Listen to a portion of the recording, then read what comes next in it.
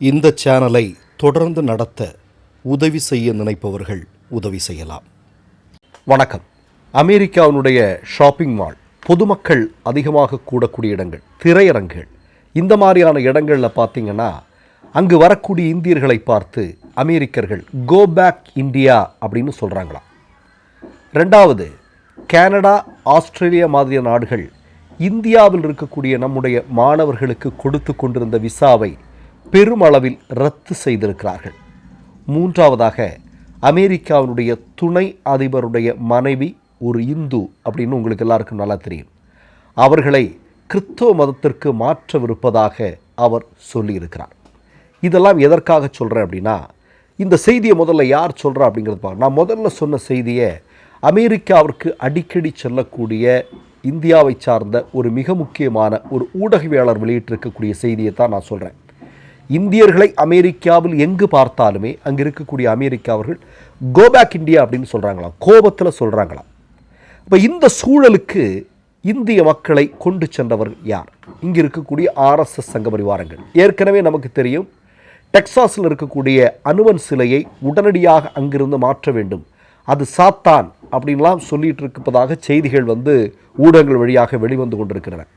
இந்த நேரத்தில் இன்னும் உக்கிரமாக அங்கு இந்தியர்களை பார்த்து நீ வெளியே போயிரு, இந்தியாவுக்கே போயிரு அப்படின்னு சொல்லக்கூடிய இடத்திற்கு பிரச்சனைகள் மிகப்பெரிய அளவில் வெடித்து கிளம்புகின்றன அப்படின்னு செய்திகள் வருது. இப்போது நான் ஒரு செய்தியை சொல்கிறேன். சமீபத்தில் இந்தியாவிலிருந்து அமெரிக்காவிற்குள் குடிபெயர்ந்தவர்கள் அல்லது அமெரிக்காவில் வேலை செய்து கொண்டிருந்தவர்கள், இவர்களில் ஒரு கணக்கெடுப்பு நடத்தினார்கள். என்ன கணக்கெடுப்பு அப்படின்னா, அங்கே வேலை செய்யக்கூடியவர்களை எத்தனை பேர் மீண்டும் இந்தியாவிற்கு செல்ல விரும்புகிறீர்கள் என்று.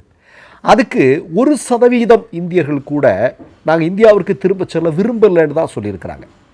மோடியினுடைய ஆட்சியினுடைய லட்சணம். இந்த நேரத்தில் அங்கே இருக்கக்கூடிய இந்தியர்களை வெளியே போவோம், நாட்டுக்கே நீ போன்னு அமெரிக்கர்கள் சொல்லக்கூடிய இடத்திற்கு இந்தியாவை கொண்டு வந்து சேர்த்து, இந்திய மக்களை கொண்டு வந்து சேர்த்திருக்கிறார்கள் RSS சங்க பரிவார கும்பல். RSSனுடைய ராம் மாதவ் ஒரு நாளைக்கு முன்னாடி சொல்கிறார், என்ன, ஐயோ அங்கே இருக்கக்கூடிய RSSகாரர்களுக்கு ஆபத்து, அங்கே இருக்கக்கூடிய இந்துக்களுக்கு ஆபத்துன்னு கூப்பாடு போடுறார், கத்துற காட்சியெல்லாம் நம்ம பார்த்தோம். இப்போ இது எதனால் நடக்குது? இப்போது நான் ஒரு செய்தியை சொல்கிறேன்.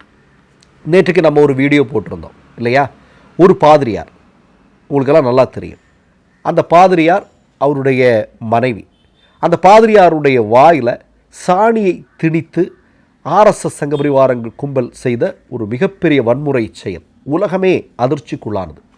ஆனால் என்னன்னு பார்த்தீங்கன்னா, அந்த பாதிரியார் கிரஹாம் ஸ்டெயின்ஸ் அவருடைய மனைவி எப்படி RSS சங்க பரிவார கும்பலை சார்ந்தவர்களை, என்னுடைய கணவரை அவர்கள் கொன்று விட்டார்கள், கொலை செய்து விட்டார்கள், ஆனாலும் நான் அவர்களை மன்னித்து விடுவேன் என்று அவர்களுக்கு இயேசு கிறிஸ்து சொன்னபடியே அவர்களுடைய மனம் அவ்வளவு பெருந்தன்மையானது. அப்படி அவங்க பேசுகிறதெல்லாம் நமக்கு நல்லா தெரியும். இப்போது இந்த பாதிரியாரை என்ன சொல்கிறாங்க அப்படின்னா, என்னுடைய வாயில் சாணியை திணித்தது பற்றியெல்லாம் நான் கவலைப்படல, அவங்களை நீங்கள் மன்னித்து விடுங்கள், ஆனால் என் மீது இன்றைக்கு ஒரு வழக்கு பதிவு செய்திருக்கிறார்கள், நான் மத மாற்றத்தை ஊக்குவிக்கிறேன், மத மாற்றங்களை நடத்தி கொண்டிருக்கிறேன் அப்படின்னு என் மேலே கேஸ் போட்டிருக்கிறாங்க, அதை நான் ஒருபோதும் ஏற்றுக்கொள்ள மாட்டேன், அப்படி ஒரு விஷயத்தில் நான் வரல அப்படின்னு சொல்லிட்டு அந்த பாதிரியாரும் அவருடைய மனைவியும் போராடுகிறார்கள். நான் என்ன கேட்கிறேன்னா, இவ்வளவு பெரிய வன்முறை செயலில் ஈடுபட்ட சங்க பரிவார கும்பல்களின் மீது மிகப்பெரிய அளவில் எந்த விதமான வழக்குகளையும் எடுக்காத ஒடிஷாவினுடைய பாஜக அரசு இவர் மீது ஒரு வழக்கு பதிவு செய்திருக்கிறார்கள், பாதிரியாரின் மீது. என்ன அப்படின்னா, இவர்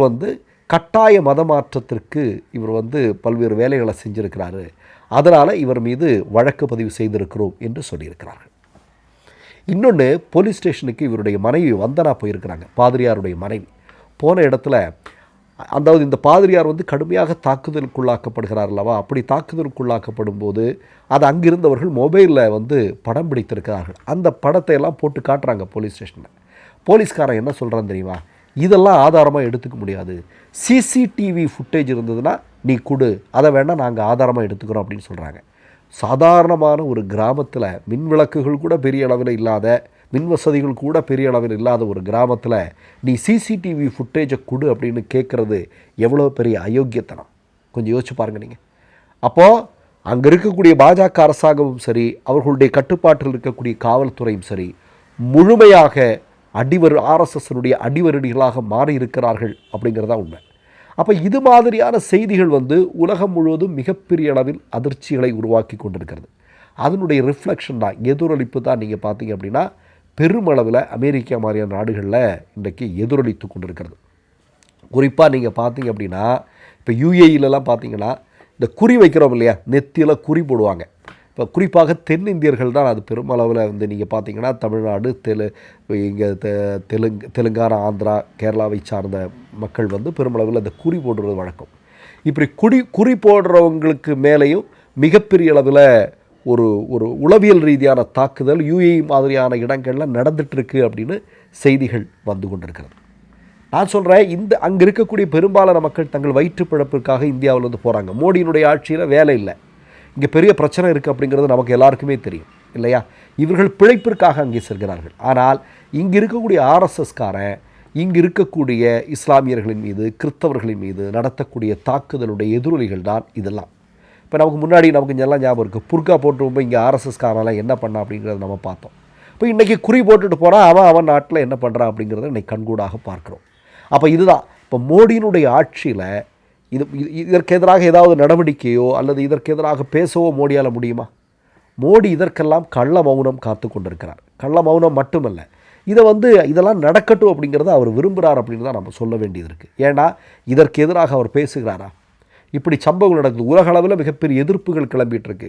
இதெல்லாம் பண்ணக்கூடாதுன்னு ஆர்எஸ்எஸ்க்கு அவர் எச்சரிக்கை கொடுக்குறாரா?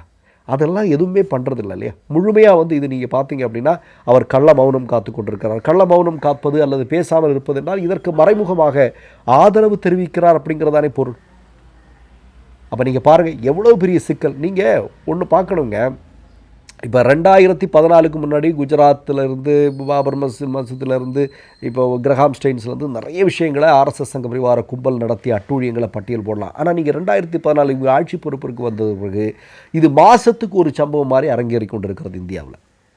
சர்வசாதாரணமாக இது ஒரு அன்றாட நிகழ்வு மாதிரி.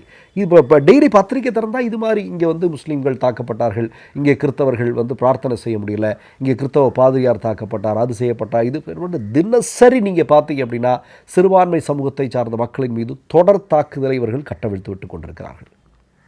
இந்தியா எல்லோருக்குமான நாடு இல்லையா. அரசமைப்பு சட்டம் நமக்கு அப்படி தான் சொல்லுது, வேற்றுமையில் ஒற்றுமை என்பது இந்தியாவுடைய பலம். ஆனால் எல்லாவற்றையும் ஒற்றை அடையாளத்திற்குள் கொண்டு இவர்களுடைய ஆரிய பார்ப்பனிய ராஷ்டிரம் என்கிற ஒரு விஷயத்தை நிறுவுவதற்காக இவர்கள் துடித்து கொண்டிருக்கிறார்கள். இதில் அப்பாவி இந்திய மக்கள் உலக அளவில் மிகப்பெரிய துன்பத்துக்குள்ளாகி கொண்டிருக்கிறார்கள் அப்படிங்கிறதா உண்மை. மற்றொரு நிகழ்வில் சந்திப்போம். நன்றி, வணக்கம். 3 யூடியூப் சேனல்கள் வியாபாரத்திற்கு இருக்கிறது. தேவைப்படுபவர்கள் இந்த எண்ணுக்கு தொடர்பு கொள்ளுங்கள். மை நேம் இஸ் ரெட் சேனலை சப்ஸ்கிரைப் பண்ணிக்கோங்க.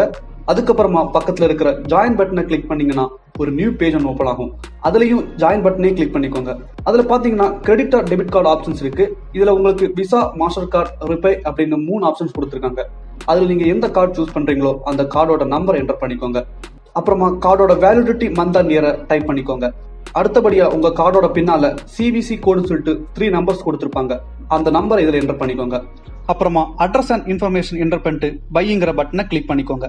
ஒருவேளை உங்க கார்டு நம்பர் இன்வாலிட்னு காமிச்சிச்சுன்னா உங்க கார்டுல இன்டர்நேஷனல் யூசேஜை எனேபிள் பண்ணுங்க.